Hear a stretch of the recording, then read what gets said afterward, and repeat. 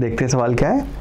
Question कहता है कि आपका एक स्क्वायर लूप है PQRS हैविंग 10 टर्न्स और अपने को एरिया दिया हुआ 3.6 into 10⁻³ metre square and resistance 100 ohm is slowly and uniformly being pulled out of a uniform magnetic field of magnitude आपका B जो है उसका मैग्नीट्यूड दिया हुआ है 0.5 टेस्ला एज शोन। सवाल है work done in pulling the loop out of the field in 1 second is, और हमें इसकी इंटीजर वैल्यू बतानी है और ये बताना है हमें माइक्रो जूल में 10⁻⁻6 जूल में। क्या इसको जो पुल करने के लिए बाहर 1 सेकेंड में खींचना है, कितना वर्क डन अपने को करना पड़ेगा। नाउ सबसे पहले तो देखना कि यहाँ पे मैग्नेटिक फील्ड है, नंबर ऑफ टर्न्स है और आपका एरिया है और आपका लूप मैग्नेटिक फील्ड से बाहर आ रहा है।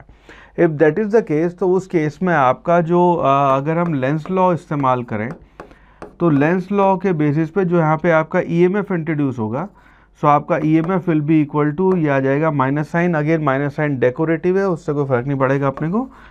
This will be equal to d∅/dt where phi is the जो आपका फ्लक्स चेंज होगा।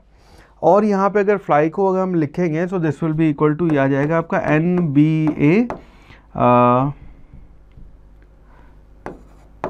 मल्टीप्लाइड बाय आपका cos थीटा डिवाइडेड बाय आपका डेल्टा टी। नाउ यहाँ पे cos थीटा जो है, क्योंकि थीटा आपका B और एरिया के बीच में एंगल 0 है, तो cos थीटा की वैल्यू यहाँ पे आपकी 1 हो जाएगी। So we don't need to worry about cos theta, ये आपका EMF होगा। नाउ अब इस केस में जब आपका यहाँ EMF जनरेट हो रहा है, तो इसको जब आप बाहर खींचेंगे, तो उस केस में जब इसको आप बाहर खींच रहे हैं तो आपकी जो पावर जनरेट होगी, power P that will be equal to EMF जो भी आपका EMF है E² डिवाइडेड बाय R, इतनी पावर जनरेट होगी। नाउ अगर इसी पावर को, EMF की वैल्यू अभी यहाँ रख देंगे थोड़ी देर में, और इसी पावर को अब हमने एनर्जी में कन्वर्ट करना है, तो आपका जो वर्क डन होगा that will be equal to power P multiplied by जो भी इसको आपको टाइम T लगेगा वो आपका टाइम T से मल्टीप्लाई कर देंगे। नाउ ये सारी चीज़ें अगर एक साथ रखें तो आपका ये आ जाएगा power will be equal to E²/R, E² की वैल्यू रखें, ये आ गया आपका NBA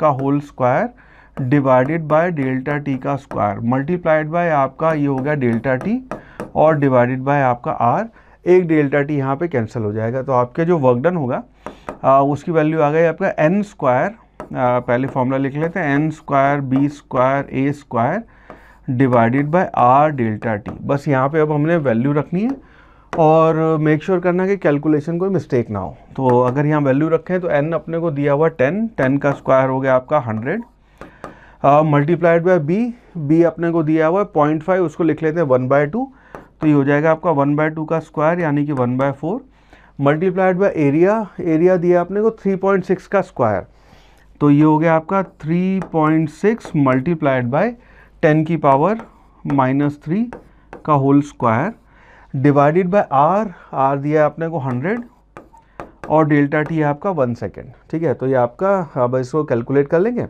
अच्छा 4 है, इसको अगर हम 3.6 से अगर इसमें डिवाइड कर दें तो जो वैल्यू बच जाएगी हो जाएगी आपकी 1.8 का स्क्वायर मल्टीप्लाइड बाय 10 की पावर, देखते हैं 100 से 100 यहाँ पे कैंसिल हो गया, 10⁻³ स्क्वायर करेंगे तो आ गया आपका 10⁻⁻6। नाउ 1.8 जो है उसका स्क्वायर आता है वो हो जाएगा 3.24 मल्टीप्लाइड बाय 10⁻⁻6 जूल। इतना वर्क डन आपको यहाँ पे करना पड़ेगा।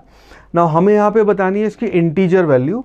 सो इंटीजर वैल्यू क्लोजेस्ट, जब इसे हम यहाँ पे वो करेंगे क्लोजेस्ट इंटीजर देखेंगे, सो वो हो जाएगा अपना 3 and then 3 will be the right answer for this problem.